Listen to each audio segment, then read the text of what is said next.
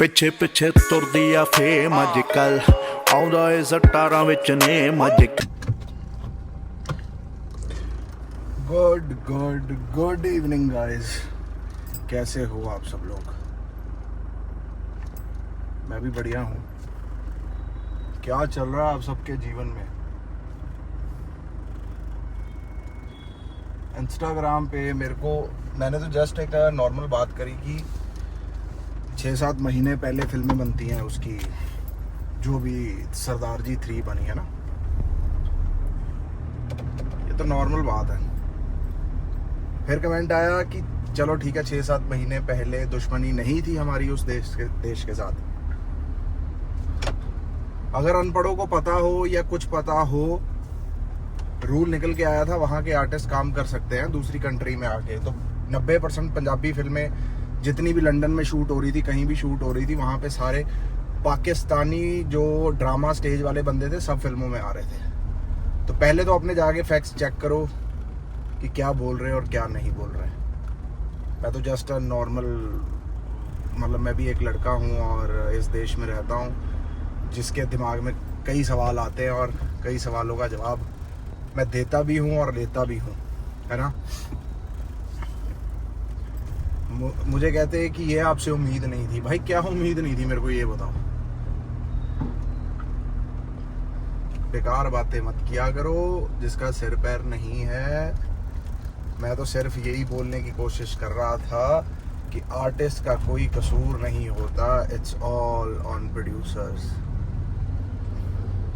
अगर एक्टर की पूछगीछ होती या मतलब पूछताछ होती या फलाना होता तो फिर वो अपने फेवरेट एक्टर्स नहीं ले लेता यार फिल्म में, कि सारे एक्टर पे उतर आए, कोई प्रोड्यूसर पे नहीं जा रहा, कोई किसी पे नहीं जा रहा, किसका क्या स्ट्रेटजी है, क्या सीन है, उस पर कोई कुछ नहीं जा रहा।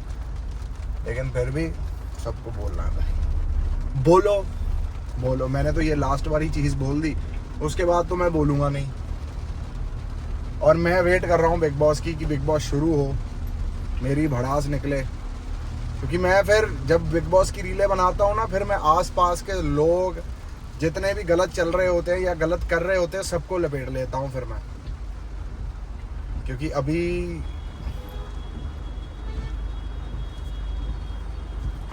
कसम से बता रहा हूँ, ऐसे ऐसे पॉइंट है मेरे पास, ऐसी ऐसी चीज़ें हैं कि मैं अगर आज रील डालूँ तो उसके पता है अपने क्या नाम है, कहाँ तक उसकी रील की रीच जाएगी, 2 लाख 3 लाख गाइस।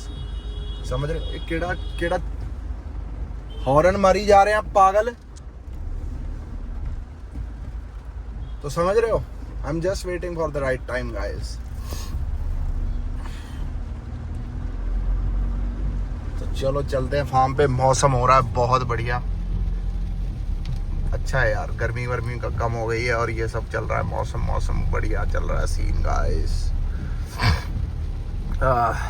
2 दिन हो गया जिम नहीं करा, खूब आनंद आ रहा है बॉडी में। चलो चलते हैं, मिलते हैं। ਗੱਡੀ ਸਾਡੀ ਫਸੀ ਹੈ ਹੁਣ।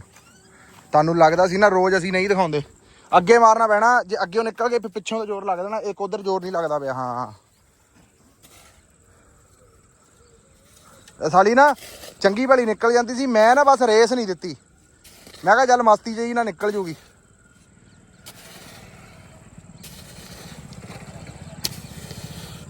ਚਲੋ ਨੰਬਰ ਪਲੇਟ ਵੀ ਖਰਾਬ ਹੀ ਹੋ ਗਈ ਆ ਹੁਣ। ਏ ਦੇਖ ਰਹੇ ਹੋ ਗਾਇਸ ਕੀ ਕਰਨਾ ਵਾ ਹੁਣ, ਕੀ ਕਰੀਏ ਸਲਾਮ। ਹੁਣ ਰੋਡ ਇੱਕ ਆਪਣਾ ਹੁਣ ਪਰਸਨਲ ਬਣਾਉਣਾ ਪੈਣਾ ਸਾਨੂੰ ਹੁਣ, ਜੇ ਉਹ 'ਚ ਲੁੱਕ ਲੱਕ ਪਵਾ ਕੇ ਰੱਖਾਂਗੇ। ਕੀ ਕਹਿੰਦਾ?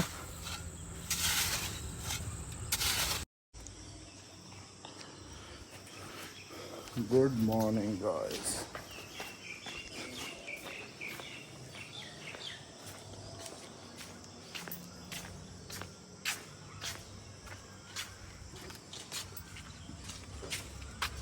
और जी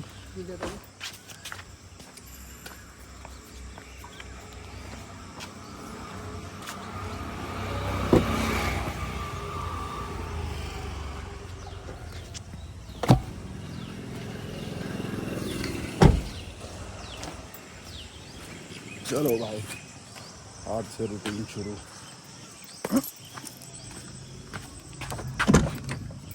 आज से रूटीन शुरू गाइस। अब वेट रहेगा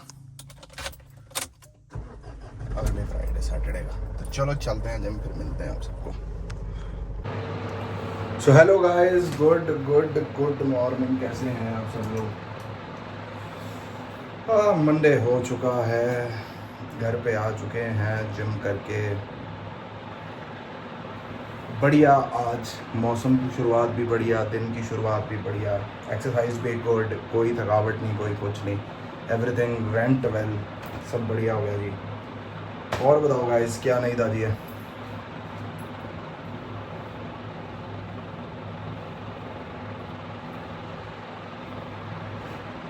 क्या चल रहा है आपका सबका सिस्टम नया? मेरा सिस्टम कुछ नहीं, बस मेहनत कर रहा हूँ नेक्स्ट आने वाली चीज़ के लिए। एंड जिम जा रहा हूँ, डाइट कंट्रोल कर ली है। एंड अपनी जो वेब सीरीज़ है वो शायद अगले महीने आएगी। Through out the web series तो नहीं हूँ, लेकिन मेरा जो सेगमेंट है वेब सीरीज़ में, it is prominent segment. And आप सब जब आएगी तब आप सब देख लेना क्या हिसाब किताब है, और बताना मुझे कि मैं जच रहा हूँ नहीं जच रहा, कैसे लगा आपको काम, किस तरह का लगा काम। बाकी ये तो 2025 की शुरुआत थी। एंड उसके बाद काफ़ी मेहनत कर रहे हैं चीज़ों पे, ऑडिशन काफ़ी दे रहा हूँ, सब कुछ हो रहा है, बढ़िया हो रहा है। एंड पहले ना मेरा जब ऑडिशन आता होता था ना, जब मैं बॉम्बे में था भाई, इतना बोझ सा फील करने लग जाता था ना जब मैं ऑडिशन आता था बॉम्बे में। मेरा मन ही नहीं करता था देने को, समझ रहे हो? फिर मैंने थकार के, मन मार के अपना ऑडिशन बनाना। फिर आपका जो मन नहीं है वो चेहरे पे नहीं आना चाहिए, इस तरह का ऑडिशन होना चाहिए। आजकल क्या हो रहा है, आजकल साला एक्साइटेड फॉर मेकिंग ऑडिशन। मुझे एक ऑडिशन बोलता है वो बनाने के लिए, मेरा मन करता है कि साथ में 2-3 दे दो, साथ में इकट्ठे बनाएंगे ऑडिशन, समझ रहे हो? तो यही समय है अपना अब मेहनत करने का, और यही समय है अब छाने का। क्योंकि देखो 2017 से लेके अब 2025 हो गया जी, लेकिन टेक्निकली 2013-14 से घर से निकला हुआ हूँ अपने करियर के लिए, है ना। एंड ऑलमोस्ट 10-11 साल हो गए हैं टेक्निकली, अगर पूरा स्पैम देखा जाए। लेकिन बॉम्बे में 2017 से ही एक्टिव था। पहले 1-2 महीने के लिए गया था वो करने, फिर वापस आ गया था मैं। सो यही सीन है गाइस। अब देखते हैं क्या होता है नेक्स्ट सिस्टम में, क्या होता है। बड़े बंदों की रिक्वायरमेंट होती है, माधव अपना इंस्टाग्राम ठीक करो, माधव अपनी फॉलोइंग बढ़ाओ, फलाना बढ़ाओ। भाई फॉलोइंग बढ़ाना और ये रीलों पे व्यूज़ लेना, ये मतलब कोई ज़्यादा बड़ा काम नहीं है। मतलब आप किसी को पैसे दो तो ये काम हो जाता है। बट मैं ये सब काम नहीं करता। मैंने बोला भी था, मुझे किसी तगड़े प्रोड्यूसर ने कही थी ये बात कि माधव अपना इंस्टाग्राम ग्रो करो। सर मैं क्या, मैं नाच नहीं सकता, ठीक है। मैं क्या, मैं स्लोमो पे रीलें नहीं डाल सकता, गाने गाते की रीलें नहीं डाल सकता। मैं क्या, मैं सिर्फ और सिर्फ चाहता हूँ कि अगर मेरा कोई इंस्टाग्राम देखे या कुछ देखे तो सिर्फ और सिर्फ मैं मेरी एक्टिंग की वजह से जाना चाहूँ, ना कि सोशल मीडिया इन्फ्लुएंसिंग, ना फलाना। ये तो एक पार्ट है ना। मैं शुरू से ये चीज़ कहता आया हूँ कि अगर मुझे कोई जाने तो वो मेरे एक्टिंग की वजह से जाने, मुझे मेरे काम की वजह से जाने, ना कि सोशल मीडिया पे फॉलोइंग की वजह से जाने या रीच की वजह से जाने, है ना। जब आपका एक बढ़िया क्लिक बच जाता है तो ऐसा आपका सोशल मीडिया बूम मार जाता है कि मुझे पता है कि बूम मारेगा वो, इसलिए आई एम चिलिंग, आराम से चल रहा हूँ। और मुझे ये नहीं समझ आता जो लोग फेक व्यूज़ और फेक फॉलोअर्स और ये सब बढ़ाते हैं, भाई आपके दिल को तो पता ही है ना वो फेक है, अब फिर भी कैसे जी लेते हो यार। मुझे जब ना मेरा ब्लू टिक नहीं लगा था और तब मार्केट में आ गया था ब्लू टिक 700 रुपये महीने में, है ना।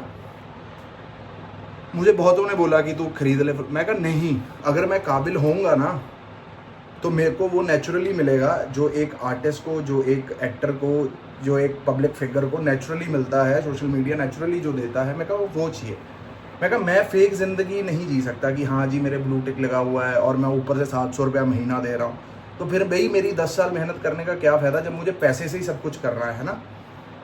तो फिर मेहनत से हुआ वो ब्लू टिक, बड़ा अच्छा लगा, सुकून है मेरे दिल को कि साला कोई पैसे नहीं दिए, कोई कुछ नहीं दिए, साला जो हो रहा है नेचुरली हो रहा है, बढ़िया हो रहा है, जेन्युइन हो रहा है ना। मैं शुरू से I am believer of genuineness, and इसी तरह मैं अपनी लाइन में बिल्कुल चला हुआ हूँ जेन्युइन तरीके से। जब भगवान चाहेगा करना तो कर देगा वो, जब उसका दिल चाहेगा करना तो तब हो जाएगा। अपने को कोई चिंता नहीं, अपने को सिर्फ अपना काम करते रहना है डेली बेसिस पे। तो इसलिए मेरे को नहीं समझ में आता कि दुनिया ये क्या क्यों कर लेती है। हाँ, बड़े फेक व्यूज़, फेक फॉलोअर्स करके फलाना करके दुनिया काम भी कर रही है, दुनिया काम भी कर रही है, लेकिन मैं क्या करूँ यार, मुझे सेटिस्फेक्शन नहीं होती ये फेक चीज़ें करके, या ये फेक फॉलोअर बढ़ा के, फेक व्यू बना के, मेरे को भाई सेटिस्फेक्शन नहीं होती। एट द एंड मैं तो मेरे को खुद को तो जानता ही हूँ ना कि मुझे क्या पसंद है क्या नहीं पसंद। मुझे ऐसी फेक फॉलोइंग, फेक व्यूज़ मुझे नहीं पसंद है, और शायद इसी वजह से मेरा सोशल मीडिया थोड़ा पीछे रह गया। बाकी ठीक है, जो चीज़ें हमेशा पीछे होती हैं वो हमेशा पीछे नहीं रहती, उनको वो पीछे इसलिए होती हैं क्योंकि उनके नसीब में लिखा होता है आगे बढ़ना। तो जब समय सही आएगा, जब सही क्लिक होगा, भगवान को सही लगेगा, तब वो सब सही कर देगा। तो चलो ठीक है गाइस, इस ब्लॉग को करते हैं यहीं पर एंड, फिर मुलाकात होगी आप सबसे कल। लाइक करें, शेयर करें, सब्सक्राइब करें। हर हर महादेव गाइस, राधे राधे, जय माता दी।